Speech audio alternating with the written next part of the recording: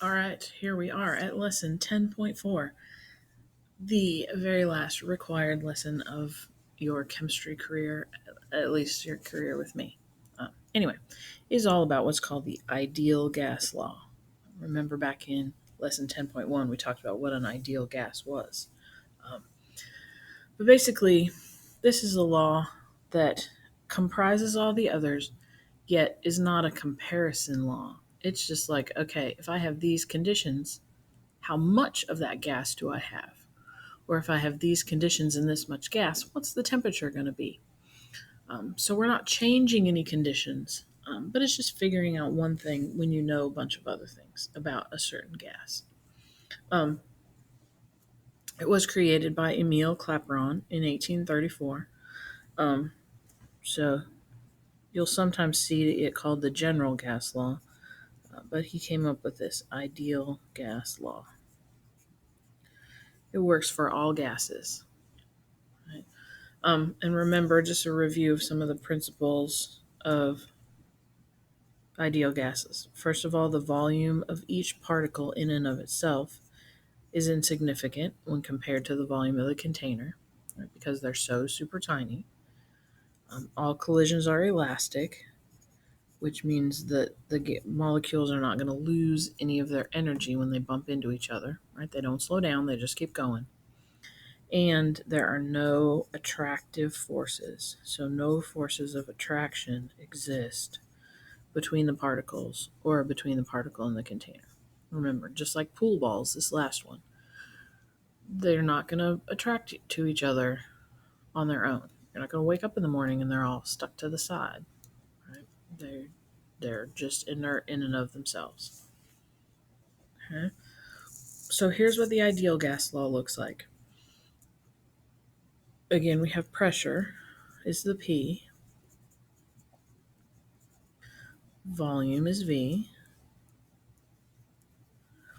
N is the number of moles. So now we're talking about the how much there is, right? R is a constant. Let's do that different. Sorry. I'm going to call it the ideal gas constant because it's different from the K we kind of looked at in the last one.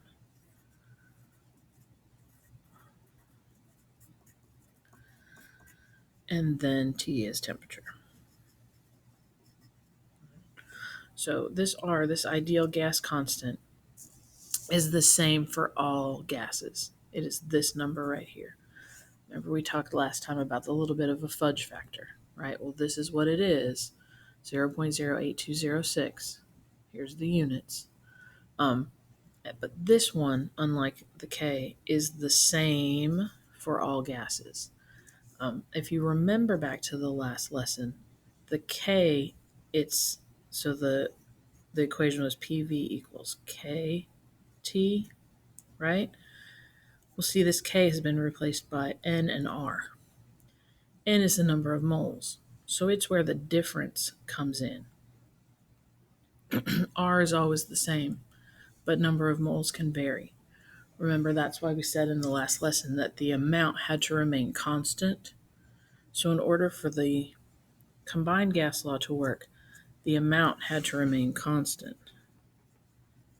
Combined, I'm going to label this.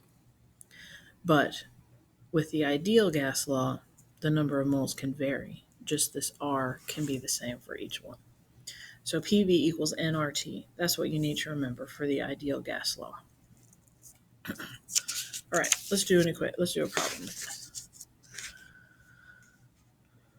So here's the problem. It says if a scientist had a sample of ammonia in a volume of 2.15 liters at standard temperature and pressure.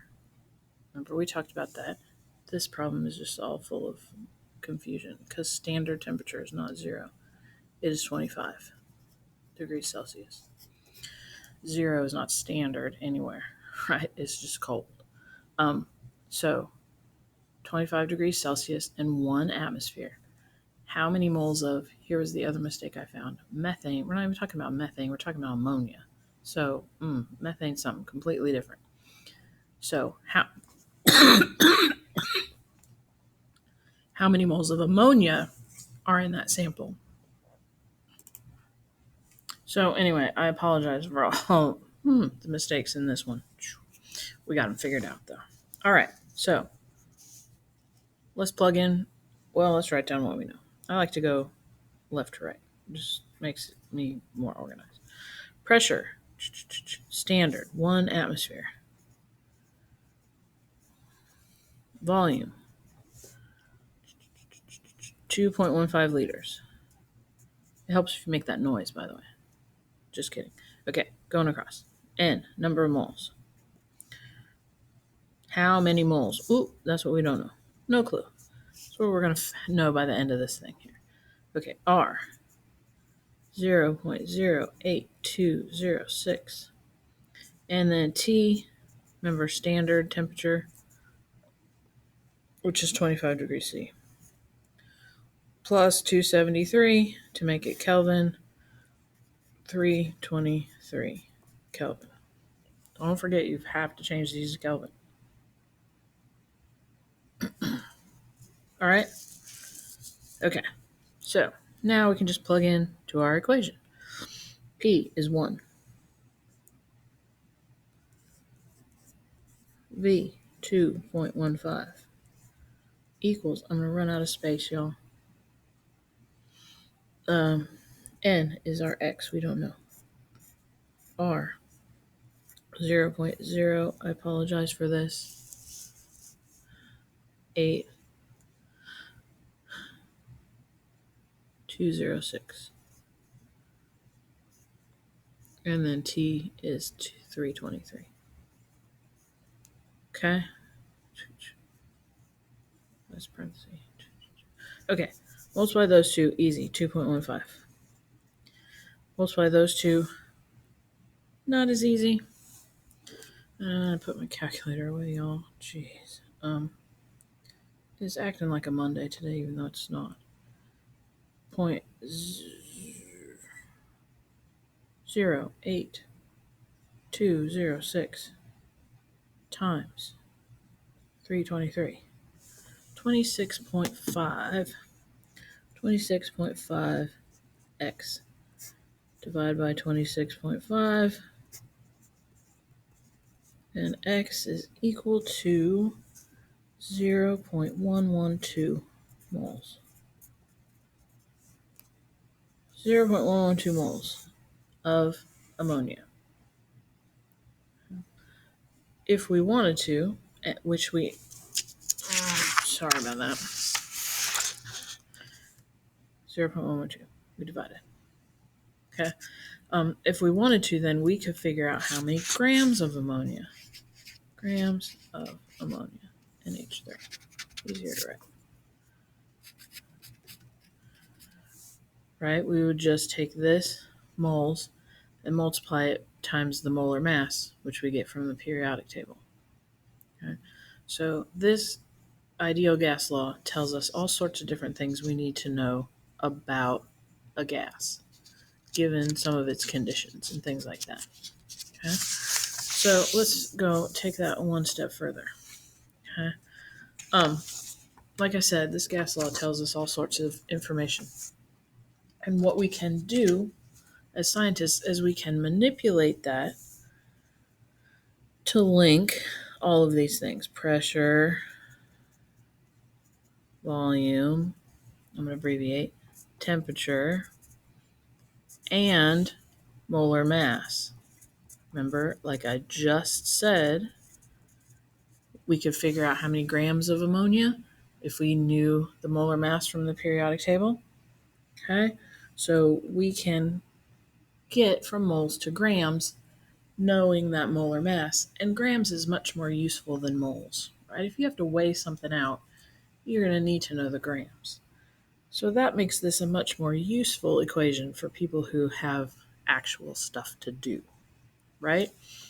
So just like it says here, the number of moles can be replaced by mass divided by the molar mass, because mass divided by the molar mass always equals the number of moles. So to convert from moles to grams, you divide by the molar mass, right? So we can do that and replace the N right here with the mass divided by the molar mass, which we all know comes from the periodic table. Right. So we can do that, which will give us a much more useful number than moles. Right? So now we can kind of manipulate this equation around. What we did is divide everything by volume, right? So divided by volume and scooched over the molar mass, which you'll see why we did that here in a minute. So that's how this iteration came about. We divided everything by volume. So you have volume in the denominator. You still have molar mass in the denominator. But what happened here is mass divided by volume is density. So we kind of can rearrange all of this to get another equation. Pressure equals density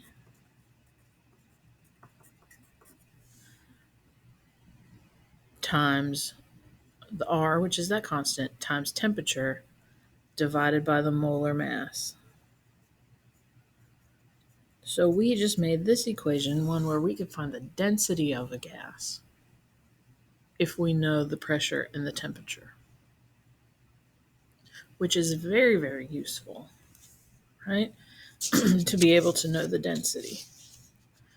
So here's an example problem that uses this.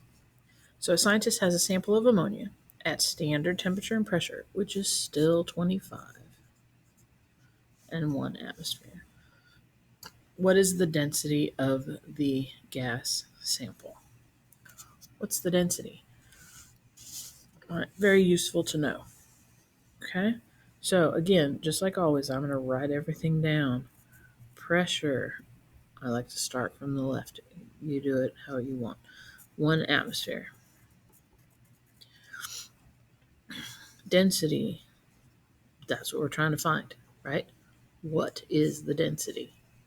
Okay, R, that's that constant, 0.08206. Temperature, 25 degrees Celsius, which we now know is 323 degrees Kelvin. And what else do we need? Oh, molar mass. Molar mass.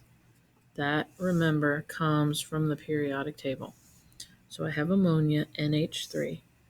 So I have 1 N, 1 nitrogen, 3 hydrogens. It's 14 grams from the nitrogen, 1 gram from each hydrogen.